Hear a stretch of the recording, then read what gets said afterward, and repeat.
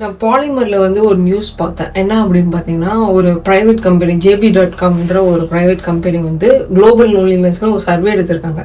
அதில் அவங்க கொடுக்குற 10 கண்ட்ரீஸில் முதல் 10 கண்ட்ரீஸில் செகண்ட் பிளேஸ் இந்தியா இருக்குது. அதாவது 58% வந்து அங்கே உள்ள இந்தியாவில் உள்ள மக்கள் வந்து தனிமையாக ஃபீல் பண்ணுறாங்க அப்படின்னு சொல்லிட்டு. இதில் ஃபர்ஸ்ட் இடம் எதுன்னு பார்த்தீங்கன்னா டர்க்கி.